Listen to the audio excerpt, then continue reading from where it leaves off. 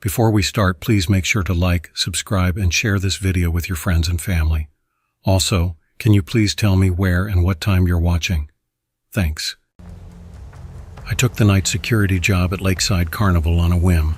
It was an off-season position meant to last only through the winter, while the park underwent renovations and an equipment upgrade. Nothing fancy, but the pay wasn't bad for what seemed like an easy gig. Besides, I've always preferred night work. The quiet hours and solitude suit me. I'm not much of a people person, and the idea of roaming an empty theme park under the stars felt oddly appealing. The park had been around for decades, tucked away on the outskirts of town near a small lake. It was the kind of place bustling with life in the summer, but eerily deserted in the winter. Rides that would have been filled with screams and laughter now stood silent, their vibrant colors dulled under the pale moonlight. The whole place had an unsettling beauty at night. The way the roller coaster tracks twisted upward like skeletal hands reaching for the sky. It felt still, as if holding its breath. On my first night, I met Mr. Davidson, the park manager. He was an older man, probably in his mid-60s, with graying hair and a face etched by years of long shifts and the weight of running the park. As he walked me around the empty grounds, outlining my route and pointing out key locations, he spoke in a low, gruff voice that barely broke the silence. "Listen," he said, stopping near the carousel. "There are some things you need to keep in mind during your shifts here. This place isn't like others. It's got history. Some of it good, some not so much. Just follow the rules and you'll be fine." I chuckled, brushing it off. "Rules like don't ride the Ferris wheel alone or make sure the clowns don't escape." He didn't laugh. Instead, he handed me a small, worn piece of paper, folded and creased from being handled countless times. Across the top, in faded ink, were the words "Night Security Rules." Below that, in the same old-fashioned script, was a list of instructions. Never look directly at the carousel between 1 a.m. and 3 a.m. If you hear carnival music, follow it to the entrance and wait until it stops. Do not enter the funhouse alone. If someone dressed as a clown waves at you, turn around and walk away. The list seemed absurd, and I laughed again, expecting him to reveal it as a joke. But when I looked up, Davidson's expression was grave. He met my gaze, and for a moment I thought I saw something flicker in his eyes. Worry, maybe fear. "Do not," he said, his voice low. "Under any circumstances, break these rules." A strange discomfort settled in my stomach, but I shrugged it off and nodded. "Sure thing. If it keeps the ghosts at bay, I'm in." Davidson left me with a firm handshake and one final reminder to check the list whenever I felt uneasy. I watched as his figure disappeared into the darkness beyond the park gates, then turned to the paper in my hand. The first rule seemed simple enough. Never look directly at the carousel between 1 a.m. and 3 a.m. I glanced at the carousel, a colorful fixture even under dim light. The horses stood in a frozen parade, mid-gallop, their manes captured in a permanent wave. Their glassy eyes seemed to follow me as I walked by, an eerie effect at night. Davidson's warning lingered in my mind as I tucked the list into my pocket, convincing myself it was just some quirky attempt to add mystery to the place. The park was unnaturally silent, the kind of quiet that settled deep in the empty spaces between rides and food stalls. The Ferris wheel loomed in the distance, towering above the park like a watchful sentinel. A faint chill crept in, and I told myself it was just the cool night air finding its way through my jacket. I switched on my flashlight, its beam cutting through the darkness as I began my rounds. The hours dragged by as I wandered along the deserted paths. The only sounds were the crunch of gravel under my boots and the occasional creak of an old ride swaying in the wind. Around midnight, I found myself back near the carousel. A quick glance at my phone showed it was 12:15. The rules said not to look after 1 a.m., and I had no intention of breaking that. I moved along the edge of the park, staying near the fences where the woods pressed close. But the unease from earlier lingered, gnawing at the back of my mind. I started to wander, drawn to the peculiarities of the place. The aging rides, the faded posters, the way the park felt almost frozen in time.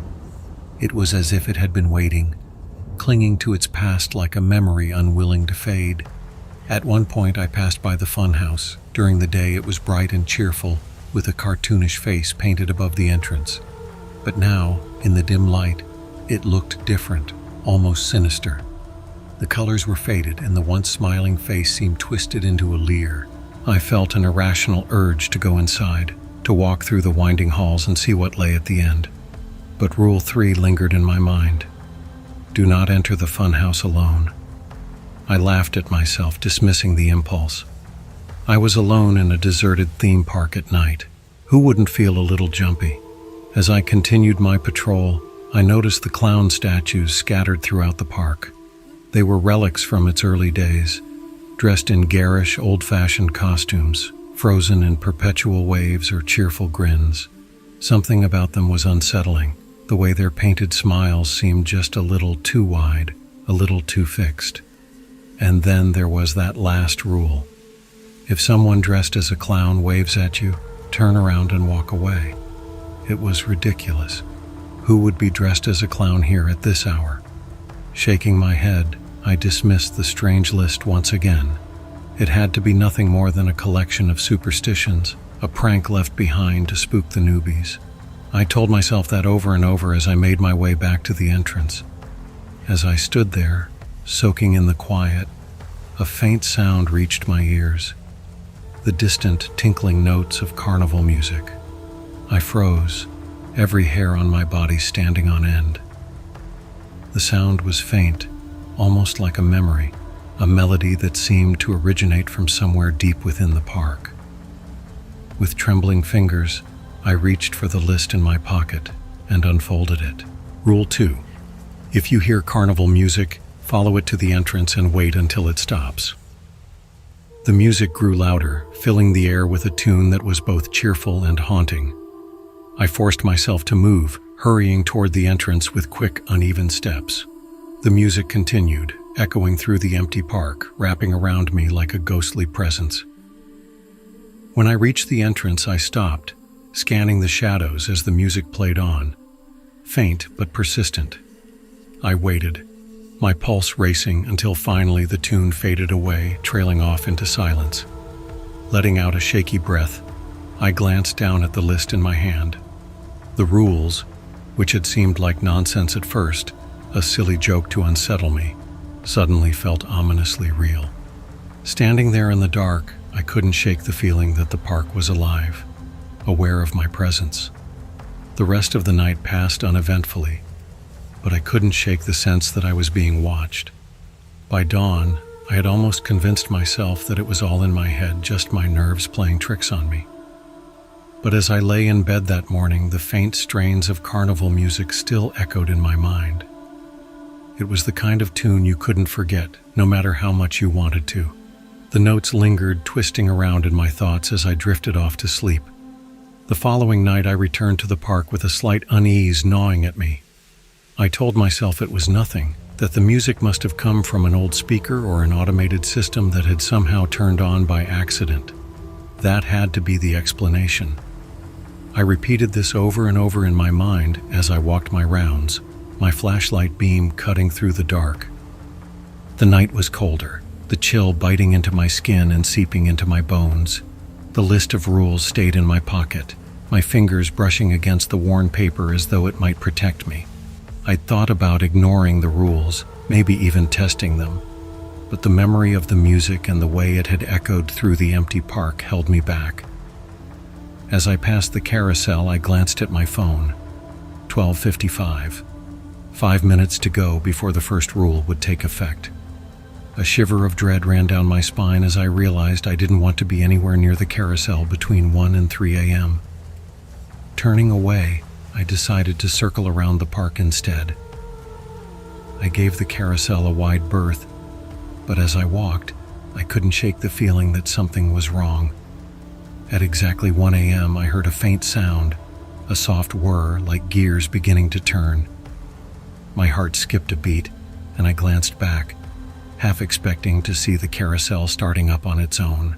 But the horses stood still, frozen in mid-gallop, their glassy eyes staring blankly into the night. I tried to look away, to keep moving, but my gaze was drawn to them, an irresistible urge to look directly at the carousel, to confront whatever was happening. I took a step closer, the rules slipping from my mind as the whirring sound grew louder.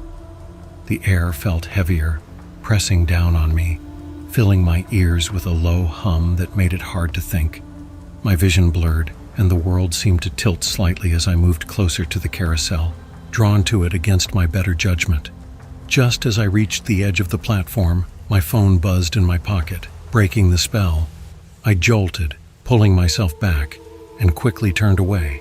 Heart racing, I walked briskly toward the other side of the park, forcing myself to ignore the carousel even as the whirring sound faded into silence. I didn't dare look back. My phone buzzed again and a message lit up the screen. It was from Davidson, the park manager. "Follow the rules." That was all it said, just 3 words. A chill ran through me. I hadn't told Davidson about my shift, or that I'd even thought about testing the rules. How could he have known?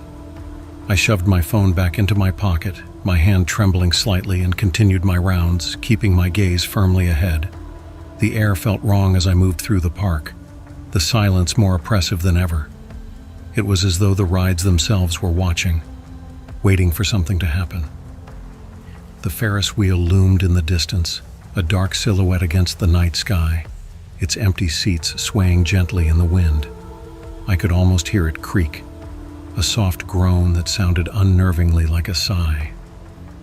Just after 2 a.m., I passed by the funhouse. The entrance was still, the cartoonish face painted above the doorway twisted into a smile that now looked sinister in the dark. The door creaked slightly in the breeze, swinging open just a crack, as if inviting me inside. I felt a strange urge to enter, to walk through the dimly lit halls and see what lay at the end. But the rule echoed in my mind: do not enter the funhouse alone. I shuddered, turning away and forcing myself to walk back toward the main path. My footsteps echoed in the silence, each step feeling heavier, as though the ground itself was dragging me down. I glanced over my shoulder, half expecting to see someone standing at the entrance, watching me leave. But there was nothing. Just the gaping entrance of the funhouse, its twisted grin mocking me. The silence pressed in around me as I continued my rounds, my flashlight cutting through the darkness. I thought about Davidson's message, the way he'd known exactly what I'd been doing, as though he were watching from somewhere beyond the park gates. I glanced at my phone again, almost expecting another message, but the screen was dark. As the clock neared 3 a.m., I returned to the entrance, eager to finish my shift. I took a deep breath, trying to shake off the lingering unease. Just as I was about to settle back into my chair, a faint sound drifted through the air, the distant strains of carnival music. My blood ran cold. I reached for the list in my pocket, unfolding it with trembling fingers. Rule 2. If you hear carnival music, follow it to the entrance and wait until it stops. I forced myself to stay calm, to follow the instructions even as the music grew louder, filling the air with its haunting tune. The melody was slow, almost mournful, each note hanging in the air before fading into silence. I stood there, listening, my pulse racing as the music echoed through the empty park, a sound that didn't belong. I glanced around, half expecting to see lights flickering on, the ride springing to life in some nightmarish display. But the park remained dark, the ride still, and the only movement was the gentle sway of the Ferris wheel in the distance. The music continued, winding its way through the silent night. Forbidden sight, but I couldn't move. My feet felt rooted to the ground, as if the park itself was holding me in place, demanding I bear witness to its macabre display. The haunting melody wound its way into my mind, pulling at fragments of memories I didn't recognize. Faint images of laughter, lights, and shadows dancing across the night. The carousel spun faster, the horses rising and falling in a synchronized rhythm that seemed almost alive. Their glassy eyes glinted in the dim light, and their painted mouths appeared to curl into knowing smiles, twisted and malevolent. The air grew colder, each breath forming a cloud in the frosty night. I forced myself to look down, away from the spinning carousel, my heartbeat thundering in my chest. Follow the rules. The words pounded in my head, Davidson's warning taking on an urgent weight I could no longer dismiss. I fumbled for the list in my pocket, clutching it like a talisman. But when I unfolded it, the rules seemed to blur, the letters shifting and swimming across the page. A low chuckle echoed from somewhere nearby, a deep, guttural sound that sent a bolt of terror through me. My flashlight flickered, the beam struggling to cut through the encroaching darkness. I scanned my surroundings, but the park was still, the rides looming like silent sentinels. The music swelled, its tempo quickening, and the carousel lights flickered to life. The once muted colors of the ride now blazed in hues too vibrant, too sharp, like a fever dream brought to life. Shadows danced along the edges of my vision, fleeting shapes that seemed to watch from just beyond the light's reach. Suddenly, one of the horses jerked to a halt, its head snapping toward me. My breath caught in my throat as I realized it was staring directly at me, its glass eyes alive with something dark and unnatural. Slowly, its painted mouth opened, the sound that escaped more like a hiss than a neigh. I stumbled back, my legs finally obeying my desperate command to move. The carousel screeched to a stop, the haunting melody grinding into a discordant wail. The air seemed to hum with energy, an oppressive force that pressed down on me, making it hard to breathe. "Run," a voice whispered, soft but insistent. It didn't come from my mind. It was external, close yet untraceable. I didn't need to be told twice. I turned and sprinted toward the park entrance, my footsteps pounding against the gravel. The rides seemed to blur as I ran, their shapes twisting and contorting into grotesque parodies of themselves. The music followed me, its eerie tune echoing through the night, growing fainter the closer I got to the entrance. Finally, I reached the gate, my chest heaving as I clung to the cold metal bars for support.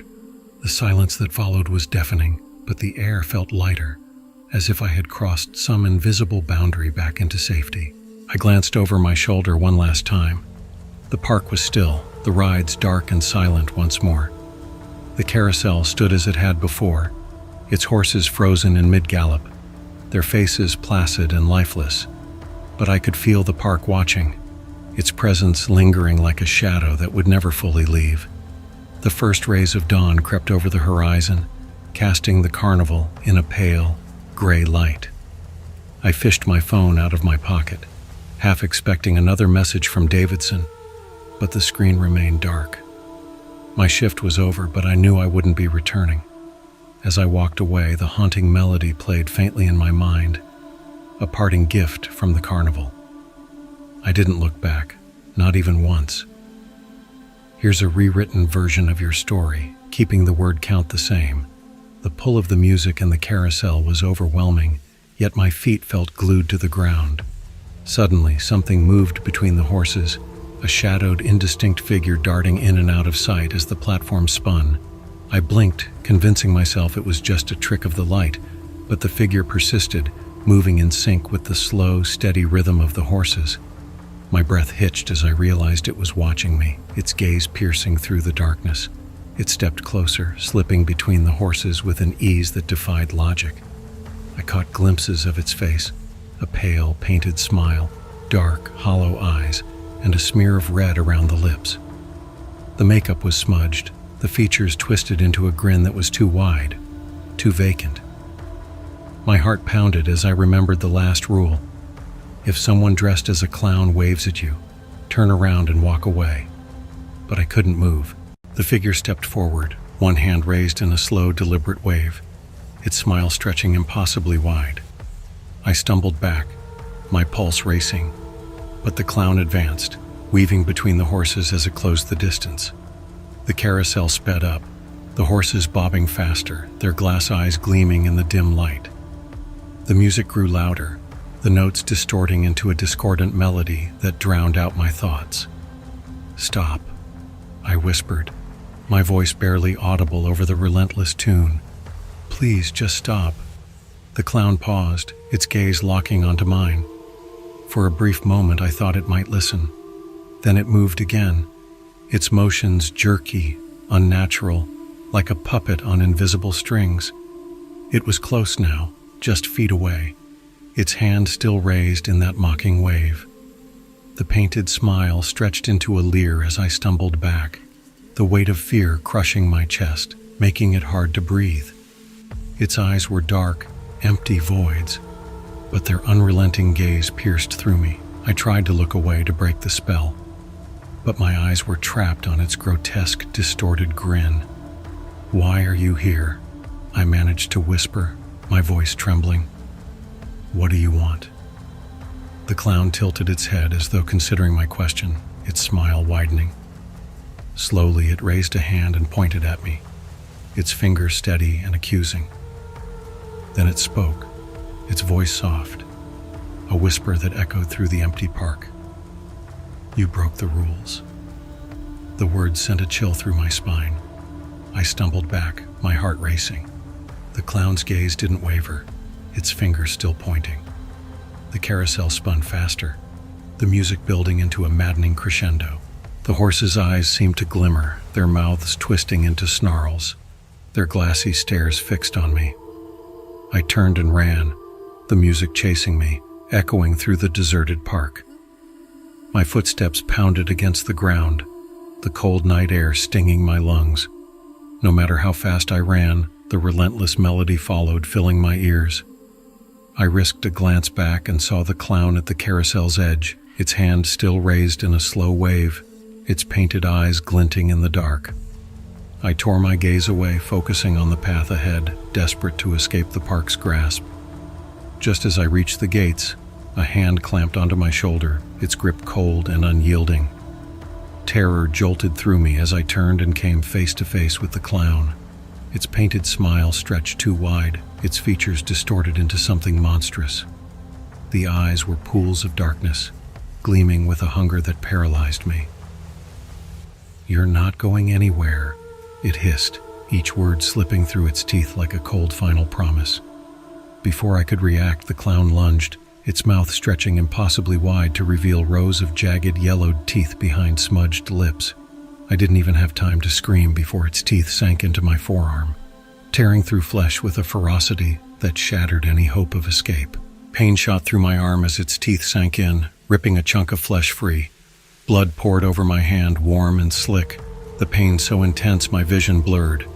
I cried out, desperately struggling to pull my arm free, but my blood only made its grip tighter. The clown's hand was iron strong, its mouth pulling back into a twisted smile as it chewed, savoring the taste. Adrenaline surged, terror taking over, my heart racing in a frantic rhythm. With my free hand, I clawed, punched, anything to make it let go. Its cold, unblinking eyes met mine, and what I saw there nearly stopped my heart. It wasn't anger or satisfaction. It was calm, a terrible, patient calm, as if it knew I had nowhere to run, that it could take its time. Blood dripped from its mouth as it whispered, "You broke the rules." Desperation overtook me, and with a violent wrench, I tore myself free. Its fingers left bruises where they gripped, and pain throbbed through my arm with every frantic beat of my heart. Blood gushed from the torn flesh, slicking my fingers as I stumbled backward, clutching the wound. I didn't dare look at the mangled edges of my skin, too focused on escaping. The park gate swung shut behind me with a creak that echoed in the empty streets. I ran, the lights of the carousel fading behind me. My breath came in shallow, ragged gasps, my mind spinning with flashes of what had happened. But even as I slowed to a walk, the feeling of being followed lingered, a weight at the edge of my senses. I glanced back, expecting to see the clown's painted face leering at me from the shadows, but the streets were empty. Still, I didn't stop. The night air stung my wound, every step a reminder of the pain spreading through my arm. Somewhere far behind, faintly carried on the wind, I heard it again. The twisted carnival tune, and that mocking, hollow laughter. By the time I reached my apartment, dawn was breaking, the horizon painted in pale gray. I staggered inside, my hands trembling as I locked the door behind me, as if that barrier could keep out whatever had followed. I wanted to believe it was over, that I had escaped, but a heavy unease settled in my chest. I tried to sleep, but every time I closed my eyes, I saw its face, the wide, painted grin and empty eyes staring at me as if it were still there. I lay awake, staring at the ceiling, my mind looping through the night's events, the rules, the carousel, the music. The park hadn't just been alive. It had been watching, testing the limits of my fear. The next morning, I called the park office, desperate to reach Davidson and tell him I was done. But when the receptionist answered, her voice calm and detached, she said there was no one by that name working there. I argued, insisting he'd hired me just days ago, but she repeated herself, her tone colder with each word. I hung up, a hollow ache spreading in my chest. Davidson, the rules, the entire night. It all felt like a dream, slipping further from reality. Frantic, I searched my pockets for the paper, the list of rules I'd carried, but it was gone, vanished. It was as if none of it had ever existed. Days blurred into one another, each one heavier than the last. Sleep became impossible, my thoughts consumed by the night.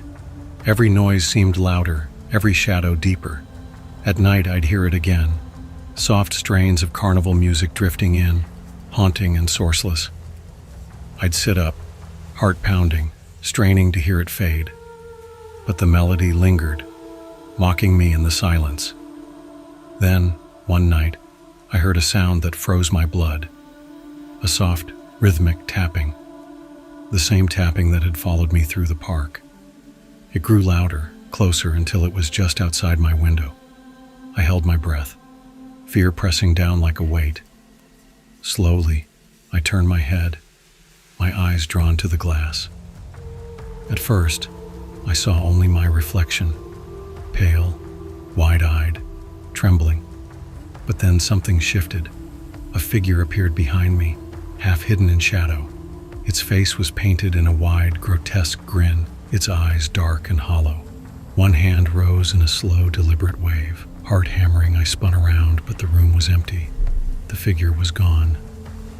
All that remained was the faint, distorted strain of carnival music, lingering in the silence, a reminder that it was never truly gone.